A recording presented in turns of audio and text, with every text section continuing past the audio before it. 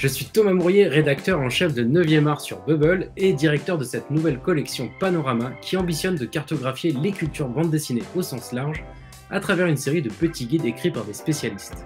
Bonjour, je suis Rémi Guitera. Je lis et j'écris sur la bande dessinée depuis maintenant de nombreuses années et j'aime partager cette passion dans différents médias, qu'ils soient spécialisés ou des médias généralistes. J'écris notamment pour le site Bodoy, pour Google, pour 9e art, pour le magazine spécialisé dans le manga Atom. Et je fais également partie du comité de sélection du Festival international de la bande dessinée d'Angoulême. Et je suis également dans le comité de sélection du prix Konishi, qui récompense la meilleure traduction de manga en langue française chaque année. Ça fait longtemps qu'on travaille ensemble avec Rémi à la rédaction et on a échangé pas mal sur les sorties et on avait chacun identifié un manque. Il voulait spécifiquement un guide sur les one-shots dans un univers où la série est reine, et de mon côté je voulais vraiment explorer les bandes dessinées coréennes, chinoises, taïwanaises ou philippines. Et on s'est retrouvés sur cette sélection. On s'interrogeait justement avec Thomas sur quel guide serait pertinent, et on est tous les deux amateurs de bande dessinée de manière générale, mais aussi de manga et de bande dessinée asiatique plus particulièrement.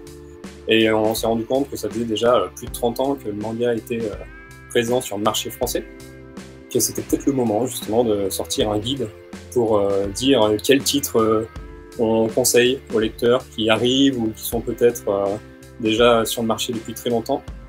Et on n'a pas voulu se focaliser que sur le manga, on s'est dit que c'était quand même plus pertinent de partir sur l'Asie de manière générale, parce qu'il y a des bons titres partout et que c'est important d'être curieux, de découvrir des titres de n'importe quelle origine, de n'importe quel type.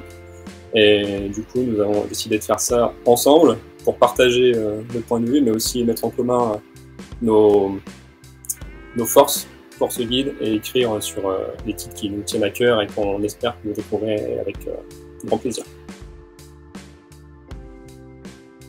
50 one-shots, aucune série, c'est volontaire, parce qu'en général, quand on vous parle de bande dessinée, on vous parle de série, parce que c'est le modèle type des mangas notamment, du coup on se concentre là-dessus.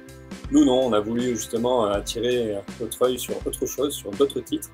En manga, on a des titres qui sortent et qui perdurent en librairie des années durant, en général, alors que en bande dessinée asiatique autre que manga, on a des titres qui subissent vraiment une politique de la nouveauté. C'est-à-dire qu'une fois qu'ils sont publiés, ils sont vite mis en rayon et oubliés, alors qu'ils ont eux aussi énormément de choses à offrir, beaucoup de richesses, que ce soit des titres récents ou patrimoniaux. C'est pour ça qu'on a voulu les mettre en avant dans ce guide. Donc on espère que ça vous plaira et que vous découvrirez plein de titres qui vous sont inconnus et qui sont passés sous vos radars, qu'ils soient récents ou des titres plus anciens. C'est probablement la partie la plus longue et la plus compliquée de ce travail, faire ensemble une sélection. On a lu des centaines de livres et tombé d'accord pour les 50 plus importants à nos yeux, importants pour eux-mêmes, importants pour l'histoire de la bande dessinée ou comment ils s'insèrent dans cette histoire ou même de cette sélection, et c'est ce qu'on est content de vous présenter aujourd'hui. On s'est rendu compte qu'il y avait une réelle différence entre le manga et le reste de la bande dessinée asiatique. Le manga, que ce soit en série ou en one-shot, reste beaucoup en librairie et peut perdurer des années en rayon. Alors que tout ce qui est bande dessinée coréenne ou chinoise ou autre pays asiatique, c'est beaucoup plus difficile. Il y a une vraie politique de la nouveauté. C'est-à-dire qu'une fois qu'ils sont publiés, ils sont vite mis en rayon et oubliés. Alors qu'ils ont eux aussi énormément de choses à offrir, beaucoup de richesses, que ce soit des titres récents ou patrimoniaux. C'est pour ça qu'on a voulu les mettre en avant dans ce guide. Personnellement, je regrette aussi que tant de livres d'auteurs étrangers soient indisponibles alors qu'ils ont été traduits et publiés en France. Mais on a été très heureux de découvrir que pas mal d'éditeurs se donnent vraiment du mal pour faire exister ces bouquins et diffuser ces auteurs ici.